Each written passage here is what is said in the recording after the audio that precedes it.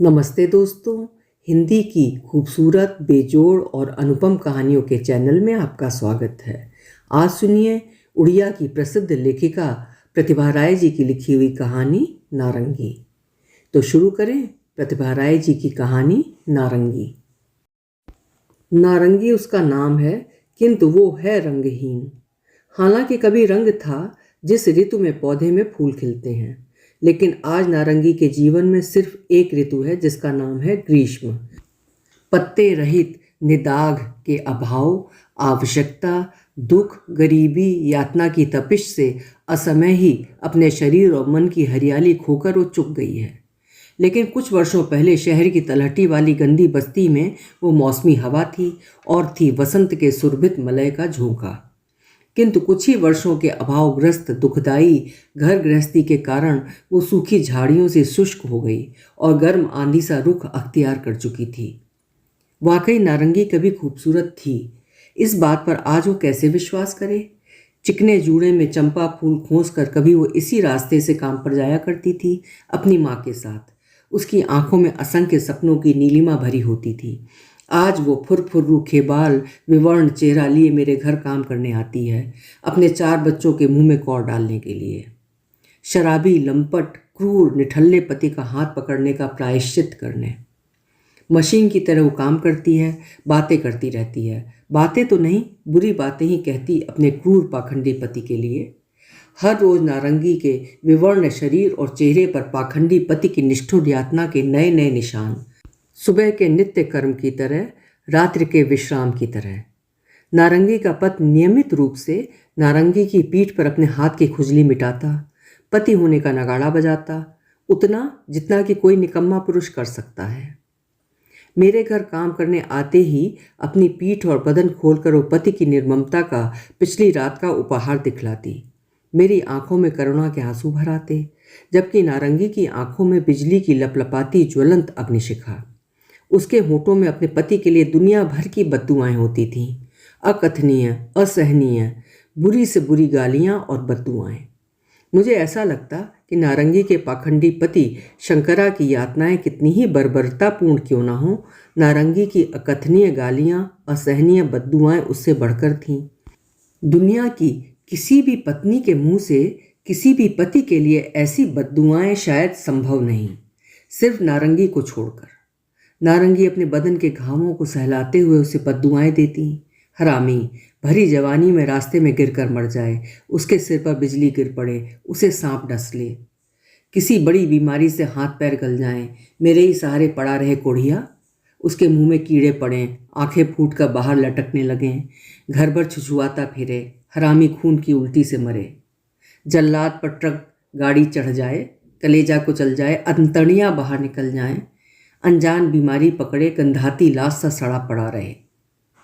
मैं कानों में हाथ लगा लेती। शंकरा के प्रति अपनी तमाम घृणा और विद्वेष के बावजूद नारंगी के मुंह से निकली बद्दुआएं मुझे सहन नहीं होती थीं। नारंगी के प्रति दिल के दर्द के ज्वार में भाटा पड़ने लगता। कभी कभी मुझे लगता कि मुंहफट पत्नी की असहनीय, अकथनीय गाली गलौज की वजह से ही शंकरा पत्नी के प्रति इतना निष्ठुर और निर्मम हो गया है। लेकिन मेरी यह धारणा गलत थी। शंकरा जैसे अनेक हृदयहीन पुरुषों के लिए पत्नियां महज बच्चे पैदा करने वाली, पैसे कमाने वाली, सुख सुविधा देने वाली मशीन है। मारने से दर्द नहीं होता, भूख उपास से दिन रात खटने से उनकी जान नहीं जाएगी, बीमार हो तो उन्हें इलाज की जरूरत नहीं, एक एक करके बच्चे पैदा करने से वे थकती नहीं, ऊबती नहीं। शंकरा की बस्ती की अधिकतर नारंगियां नींद से उठते ही काम पर आती हैं।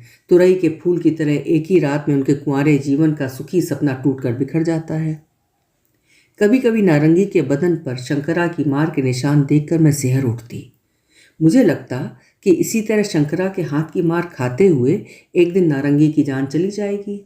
मैं संवेदना भरे स्वर में कहती, क्या फ़ायदा है ऐसे दुष्ट आदमी के साथ रहने में, उसे छोड़ क्यों नहीं देती? कौन सा वो तुझे पालता है, बल्कि तेरे पैसों से मौज उड़ा रहा है, बच्चों का हक छीनता है। तू तो कमाती है, खाती है, फिर ऊपर से इतनी मार क्यों खाती है? नारंगी काम करते हुए कहती, क्या साहब ने कभी गुस्से में आपको भला बुरा नहीं कहा होगा मालकिन? आप लोगों का अपशब्द और हमारी मार दोनों एक जैसे हैं। हमारी बस्ती में किस औरत ने मार नहीं खाई होगी? फर्क सिर्फ इतना ही है कि कोई 8 दिन 15 दिन में पत्नी की गलती देखकर उसे पीटता है। मेरा मर्द तो अपने हाथ की खुजली मेरी ही पीठ पर मिटाता है, कोई बात हो ना हो। तो उसे छोड़ दे, मैं कहती। यदि साहब ऐसा करें तो क्या आप उन्हें छोड़ देंगी मालकिन?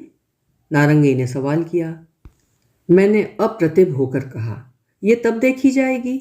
हालांकि यदि मैं साहब को छोड़ दूं तो मुझे और कोई दूल्हा नहीं मिलेगा। हम पढ़े लिखे लोगों में यही तो दिक्कत है। पर तुझे दूल्हों की कमी नहीं होगी। तुम लोग तो 10-10 के पास जा सकती हो। किसी अच्छे आदमी को देखकर उसके साथ रहने में हर्जी क्या है?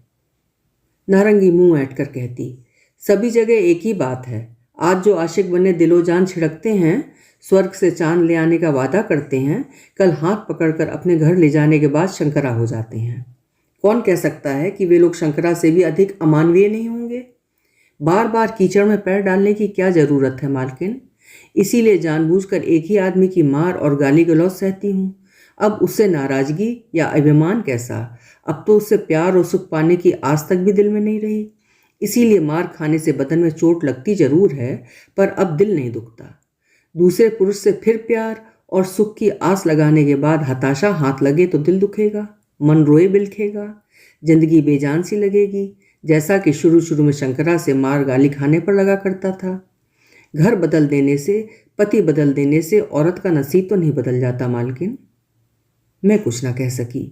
शायद नारंगी का कहना सही है। 4-4 बच्चों को साथ लेकर नया घर बसाने पर उसे सुख नहीं मिलेगा, बल्कि फिर दुख मिलेगा। कभी कभी नारंगी काम पर नहीं आती, मेरा काम ठप पड़ जाता। दूसरे दिन आते ही मैं उस पर बरस पड़ती। नारंगी नरम गले से कहती, क्या करूं मालकिन, वो हरामखोर कल रात घर नहीं लौटा। माँ बच्चे रात भर जागते रहे। सुबह सुबह बड़े लड़के को साथ लेकर जगह जगह ढूंढती फिरी। शराब के ठेके के पास एक पेड़ के नीचे बेहोश पड़ा था। ट्रॉली रिक्शा में डालकर घर तक लाई, उसे होश में लाई। जिस रोज भी काम पर जाएगा उधर होटल में खाना खाकर, माल चढ़ाकर, शराब पीकर रास्ते में कहीं लुढ़क जाएगा। एक बार भी नहीं सोचेगा कि घर पर चारों बच्चों ने खाया या नहीं। मेरी बात तो छोड़िए। मैं खींच कर कहती, घर नहीं लौटा तो न सही, तू क्यों गई थी ढूंढने? क्या तेरी पीठ खुजला रही थी? चाहे रोज भात खाने को न मिले, लेकिन माँ रोज खाना शायद तेरे लिए आवश्यक हो गया है। उदासी भरी मुस्कान छोड़ते हुए उसने कहा, उसे न धर्म कर्म की परवाह सही, मुझे तो है। धर्म को साक्षी रखकर मैंने उसका हाथ थामा था। उसके मरे मुंह में बूंद भर गंगा जल डालूंगी तो नरक नहीं जाना पड़ेगा।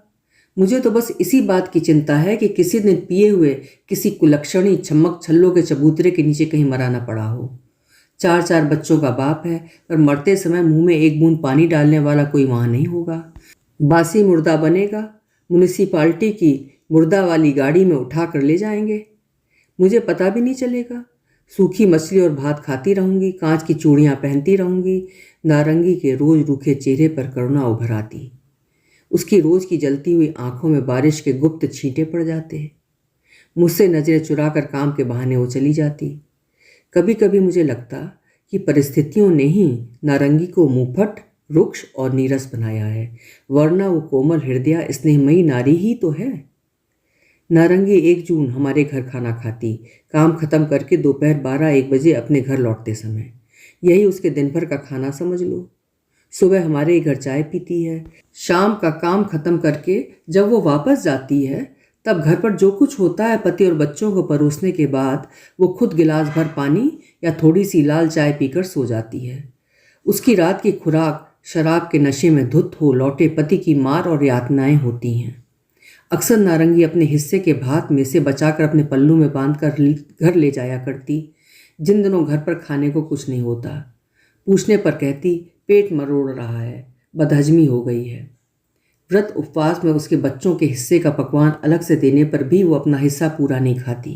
मेरे बाध्य करने पर एक आध टुकड़ा मुंह में डालते ही उसकी आंखें छलछला आती। मुंह सिकोड़ते हुए कहती, पेट सूख चुका है मालकिन। आजकल तेल घी की तली चीज़ें इस शरीर में सधती नहीं हैं, उबकाई आने लगती है। छोड़िए, कंगाल बच्चे छीना झपटी करके खा लेंगे। आप जितना भी देंगी उनके कुएं नुमा पेट में सारा का सारा समा जाएगा। ब्रह्म राक्षस हैं उनके पेटों में। जिस तरह बाप पूरा ब्रह्मांड खाने के लिए मुंह बाए घूम रहा है, बच्चे उनसे भी आगे हैं। मौत भी तो नहीं आती इन राक्षसों को। मेरा तो खून मांस तक नोच नोच कर खाने में जुटे हैं। नारंगी की मात्र मूर्ति को अपलक देखती रही। माँ के मन की व्यथा मैं अच्छी तरह समझ सकती हूँ। मेरी नस नस में उसके हृदय की करुण हाहाकार फैल जाती, लेकिन उसके बच्चों के भरपेट खाने के लिए मैं पकवान नहीं दे पाती। जितना देती थी उससे भूख मिटने के बनिस्बत और अधिक भड़क उठती थी। पेट कुछ नहीं जानता, मुंह कुछ नहीं जानता। अपने बच्चों के लिए 2-3 बार खाने भर का पकवान अलग से निकाल कर मैं सारा उसे दे दिया करती थी। नारंगी को रोजाना जो तरकारी, साग भाजी आदि खाने को देती, वो उन्हें एक साथ मिलाकर रसगुल्ले की खाली हांडी में डालकर अपने पति और बच्चों के लिए घर ले जाया करती और खुद नमक के साथ भात खा लेती। उससे उसको आत्मसंतोष मिलता, उसकी जीभ को कभी तरकारी का स्वाद तक नहीं मिल पाता। एक बार थोड़े से चावल में कुछ महक सी आने लगी थी, मैंने नारंगी को दे दिए।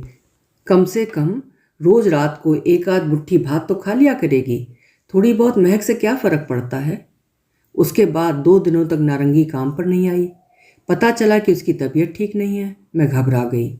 नारंगी बीमार पड़ गई तो मुझे काफ़ी परेशानी होगी। मुंहफट भले ही हो, इतनी मेहनती औरत मिलना बहुत मुश्किल है।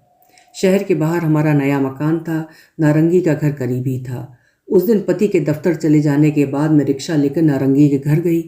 उसकी तबीयत के बारे में पूछकर उसे दवा दारू न देने से उसकी बीमारी बढ़ने के साथ ही साथ मुझ जैसी श्रम कुष्ठ गृहिणी भी घर का सारा काम करते करते बीमार पड़ जाएगी। नारंगी के घर के आगे मैं ठिठक गई। झुके हुए बांस के घर में बैठी नारंगी भात खा रही थी। मेरे घर से लाए खराब चावल का भात, भात के साथ और कुछ नहीं, लेकिन भात का कौर मुंह में डालने के बाद हाथ पुनः नीचे जमीन में छुलाकर मुंह तक ले जाती है।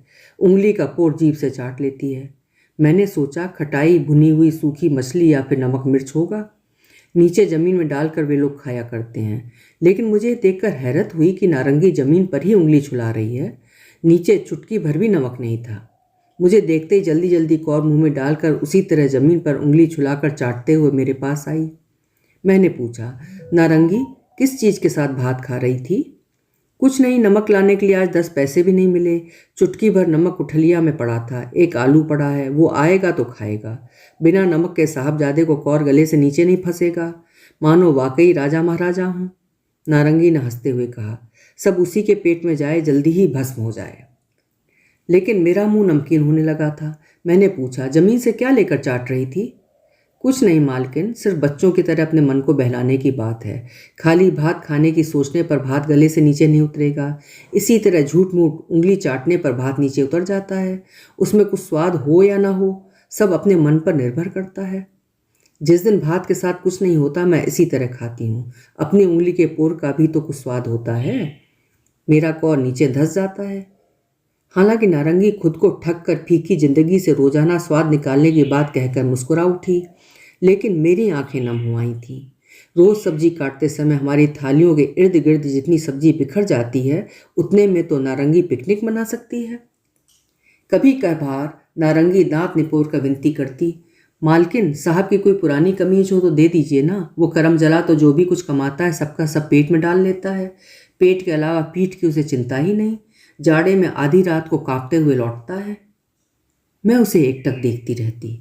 उसके बाद गंभीर होकर कहती, साहब का कोई गर्म कोट ले जा, लेकिन याद रख, इससे उसे जाड़े में आधी रात को शराब पीकर घर लौटने में और आसानी होगी। नारंगी मुंह बिदकाते हुए कहती, लो सुनो, मैं भला अपनी मर्जी से कमीज मांग रही हूँ? मुंह झौसे ने कल रात मुझे ये कह कर खूब पीटा है कि मैं आपसे पुरानी कमीज मांग कर क्यों नहीं लाती। उसने मेरे सारे कपड़े चूल्हे में झोंक दिए, जितना पहनी हो बस यही बचा है। नासपीटा कहता है, मालकिन से एक एक करके इतनी साड़ियाँ पहनकर मटकने को मांग लाती है और मेरे लिए कमीज तक नहीं ला पाती। ऐसे निर्लज आदमी से क्या कहूँ। जब से उसका हाथ पकड़ा है, एक साड़ी तक नहीं खरीद सका मेरे लिए, बल्कि मेरी 4-4 साड़ियों को चूल्हे में झोंक दिया। उस आग में खुद भी जलकर क्यों नहीं मर गया। उसके बाद शुरू हो जाती उसकी अश्रवणीय अकथनीय बद्दुआएं, हमेशा की तरह, जब तक कि शंकरा नहीं बल्कि नारंगी पर ही गुस्सा और खीज ना आ जाती। उस रोज नारंगी मेरे घर आकर बेतहाशा रोने लगी। शंकरा का नाम ले लेकर आंसू बहाते हुए सिर ठोक ठोक कर रोए जा रही थी। मैंने सोचा शायद आज उसकी पिटाई अंतिम सीमा लांघ चुकी है, लेकिन नहीं, नारंगी के बदन और चेहरे पर मार का कोई निशान नहीं था। मन में ये बात भी आई कि शायद नारंगी की कोई बद्दुआ असर कर गई है शंकरा पर। तब तो नारंगी को मुक्ति मिल गई है। मुझे तो लगता था कि शंकरा की मौत देखने के लिए ही नारंगी जी रही है। शायद वही इसके सुख का एकमात्र दिन होगा। इसके अलावा तो उसकी ज़िंदगी में सुख नाम की कोई और चीज़ है ही नहीं। लेकिन नारंगी की ये हृदय विदारक करुणा तो लोक दिखावा नहीं है। ये रुलाई तो उसके अंतर से निकल रही है। ये आंसू उसकी आंखों से नहीं बल्कि कलेजा फाड़ कर बह रहे हैं। कहीं नारंगी के किसी बच्चे को तो कुछ नहीं हो गया? नहीं नहीं, उसके चारों बच्चे तो माँ के साथ आए हैं। नारंगी ने विनयपूर्वक कहा, मालकिन आपके पैर पकड़ती हूँ, आप जरा मेरे घर चलिए। आपके सिवा मेरा और कौन है जिस पर भरोसा करूँ? मैंने सोचा शायद आज शंकरा ने घर में आग लगा दी है। मैं उसके साथ चल पड़ी। रास्ते भर वो दुख भरी सिसकियाँ भरती रही। मैं उसके घर पहुंची, वहाँ सब ठीक ठाक था। शंकरा चबूतरे पर बैठा बीड़ी पी रहा था। उसमें कोई हलचल नहीं थी। मैंने खींच भरी आवाज़ में पूछा, क्या हुआ? नारंगी ने रुक रुक कर कहा, आपको कुछ नहीं लग रहा मालकिन? क्या? मैंने ऊंचे स्वर में कहा। आस पड़ोस के सारे लोग नारंगी का रोना गाना सुनकर वहाँ इकट्ठे हो चुके थे।